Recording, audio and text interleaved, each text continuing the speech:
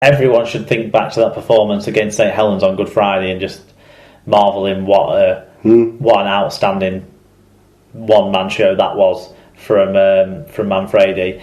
And it is a shame his season is done, they say, and it's going to be interesting to see how Wigan can sort of replace what he was doing. They certainly couldn't on this night, and that was a big factor in a deserved win for the Castleford Tigers. No one can claim that Castleford weren't the better side for 35 minutes in the first half and for 25 minutes in the second half. There was only one team really at the races. Gelling against Solomona was a total mismatch. I don't know why the Wigan coaching staff didn't think to change that around at half time.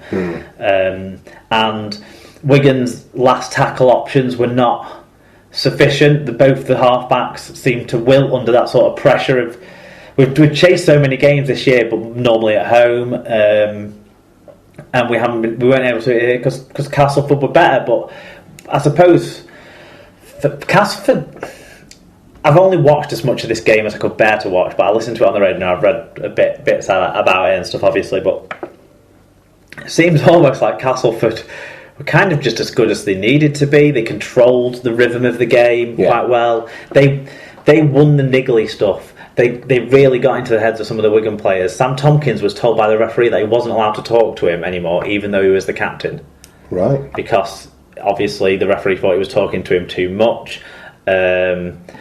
So that's not ideal. That's not what you want to be happening. But I think in a way the worst part of that was that it's distracting away from motivating his own team. So he's only doing one half of the leadership role there in terms of trying to sort of fight your team's corner a little bit in a polite and pleasant way with the referee. You know, nothing out untoward about what he said. It was just the volume of what he was saying seemed to tick Joe Cobb off. But Castleford won, then they were better.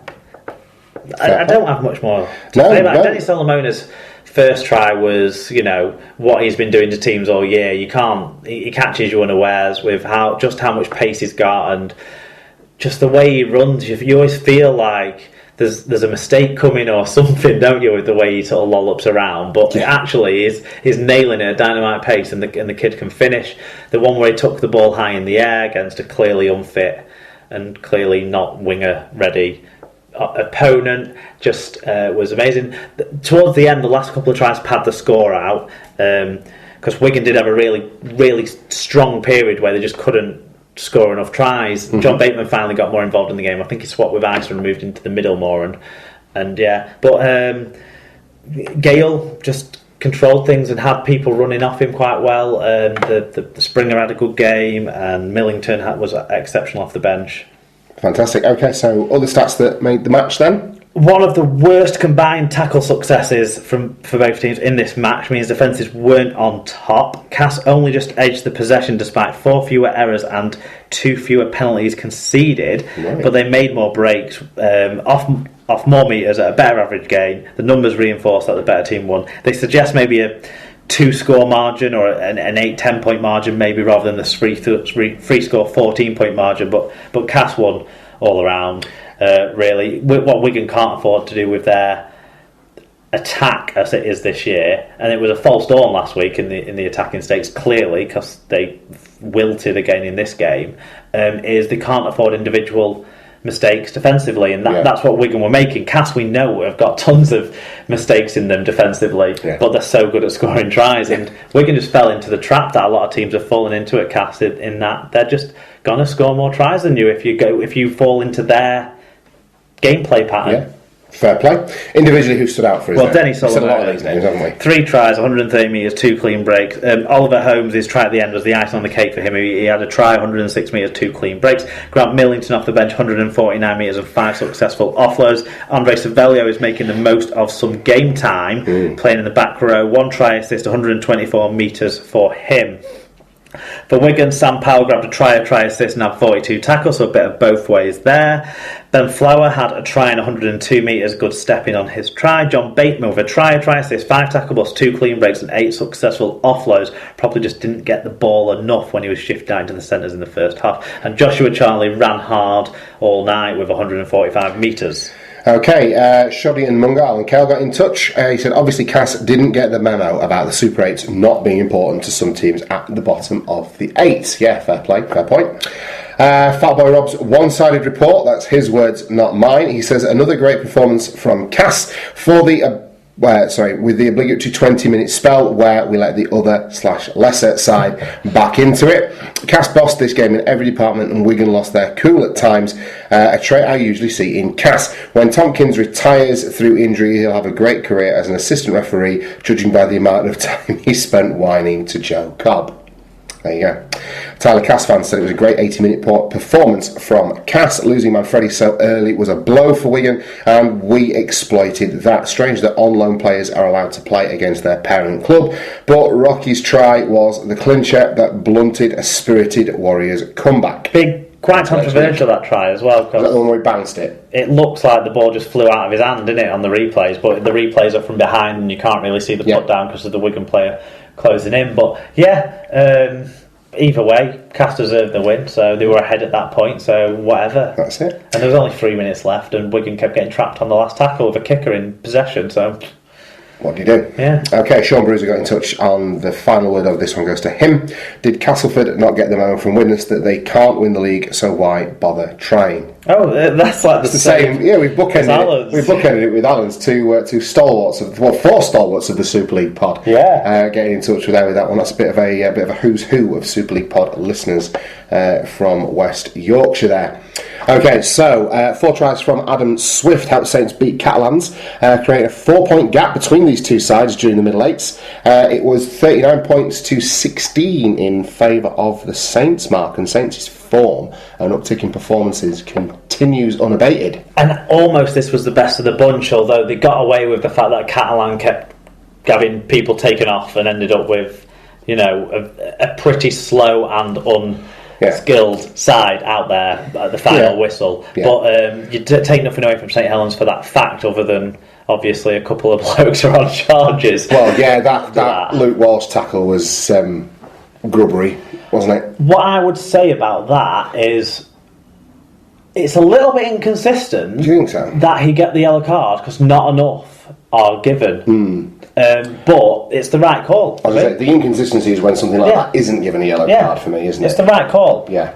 It was definitely a dangerous throw, and then he unnecessarily jumped on the lad straight away once they put him down as well, which I didn't quite like. Yeah. Definitely a yellow card in the context of what should be a yellow card. Yeah. You just don't see a lot of them given, so that's why maybe some Saints fans don't like Mr. Child. But Mr. Child does get his card out a lot, and we've commended him for this season. And I'm sure Saints fans were clapping him to the rafters when he did it for Sean O'Loughlin. Yeah. So they've got to sort of take the rough with the smooth on that, I would say. But in that period, when Luke Walsh was off the field, the most important moment of the game happened, and that was the try that Adam Swift scrambled over from Turner's put Turner's kick. Yeah. Just before half time. Yes, turn off the outside of his boot went through, And that was the most crucial moment of the game, because at that point Catalan were ahead. They were struggling already bodies wise. There were people hobbling around the field and people who'd gone off. And you sort of thought if they'd have carried a lead into half time, refocused, they might have held a bit more of a chance if they could have had a conversation about how the defensive structure needed to be with a bigger team on the field.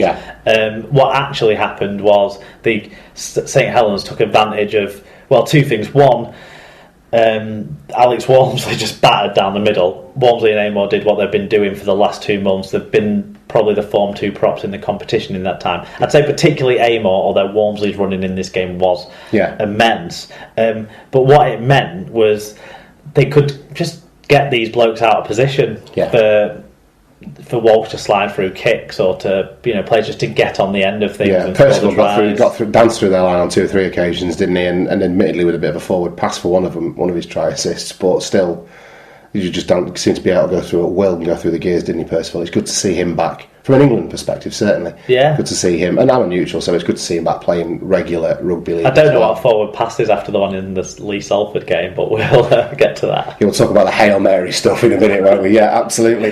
But no, I'm starting to feel like St Helens could mount a serious grand final challenge at this point. Well, from where they'd been, earlier in the season, where we were all writing them off as, dour and playing a sharp brand of rugby. And I don't think they necessarily, for some of the individuals that they've got in the team, I don't think they necessarily played the most visually attractive brand of rugby league, but it's got them winning games now, and they've found that formula. I think crucially in this game, they weren't letting themselves down when they got into position. They weren't dropping the ball a ton. They weren't making the mistakes they've been making in the last two games that they managed to win anyway. This one, they won a bit more comfortably because they weren't just turning over possession. Yeah, absolutely. And that left flank with Swift and Percival is you're going to go that way a lot, aren't you? If you've got those two in your team.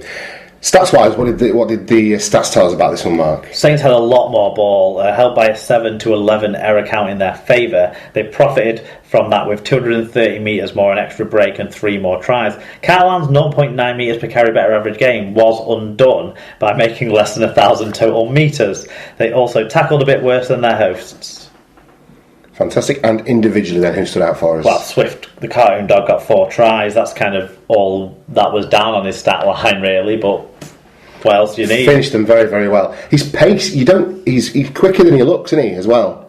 He's very quick, and also what I like about him is he's got a really good change of direction. It's not necessarily shifty in terms of you don't know that it's coming. It's just the speed and sharpness that he can change direction is really hard to defend against. Yes, he does, doesn't he?